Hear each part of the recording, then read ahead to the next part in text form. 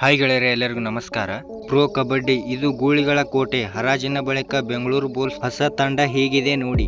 2 ದಿನಗಳ ಕಾಲ ನಡೆದಿದ್ದ ಹರಾಜು ಪ್ರಕ್ರಿಯೆಯಲ್ಲಿ ಬೆಂಗಳೂರು ಬುಲ್ಸ್ ತಂಡ ಒಟ್ಟು 7 ಆಟಗಾರರನ್ನು ಖರೀದಿಸಿದೆ.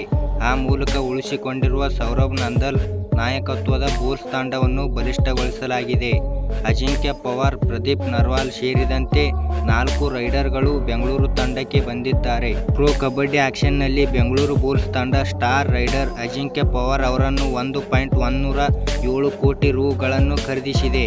ಇದರ ಜೊತೆಗೆ ಮುಖ್ಯವಾಗಿ ಪ್ರೋ ಕಬಡ್ಡಿ ಇತಿಹಾಸದ ಅತ್ಯಂತ ದುಬಾರಿ ಆಟಗಾರ ಪ್ರದೀಪ್ ನರ್ವಾಲ್ ಅವರನ್ನು 70 ಲಕ್ಷ ರು.ಗಳಿಗೆ ಮರಳಿ ಕರೆದುಕೊಂಡಿದೆ.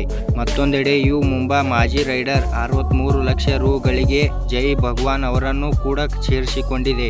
ನಾಯಕ ಸೌರಭ್ ನಂದಲ್ ಹಾಗೂ ರೋಹಿತ್ ಕುಮಾರ್ ಇಬ್ಬರು ಡಿಫೆಂಡರ್ಗಳು ಬೆಂಗಳೂರು ಬುಲ್ಸ್ ತಂಡದಲ್ಲಿ ತೀವ್ರ ಕುತೂಹಲವನ್ನು ಕೆರಳಿಸಿದ್ದಾರೆ. ಇದೀಗ ಅತ್ಯುತ್ತಮ ಡಿಫೆಂಡಿಂಗ್ ಹಾಗೂ ರೈಡಿಂಗ್ ವಿಭಾಗಗಳು ಅತ್ಯಂತ ಬಲಿಷ್ಠವಾಗಿದೆ. ಹರಾಜಿನಲ್ಲಿ ಬೆಂಗಳೂರು ಬುಲ್ಸ್ ಖರೀದಿಸಿದ ಆಟಗಾರರು: ಅಜಿಂಕ್ಯ ಪವಾರ್ ರೈಡರ್ 1.107 ಕೋಟಿ ರು, ಪ್ರದೀಪ್ ನರ್ವಾಲ್ ರೈಡರ್ 70 ಲಕ್ಷ, ಹಸುನ್ ಡಿಫೆಂಡರ್ ರೈಟ್ ಕಾರ್ನರ್ 13 ಲಕ್ಷ ರು, ಪ್ರಮೋದ್ ಸೈಸಿಂಗ್ ರೈಡರ್ 13 ಲಕ್ಷ ರು, ನಿತೀಶ್ ರಾವಲ್ ಆಲ್ರೌಂಡರ್ 13 ಲಕ್ಷ ರು, ಜೈ ಭಗವಾನ್ ರೈಡರ್ 63 ಲಕ್ಷ ರು, ಜತಿನ್ ರೈಡರ್ 13 ಲಕ್ಷ ರು.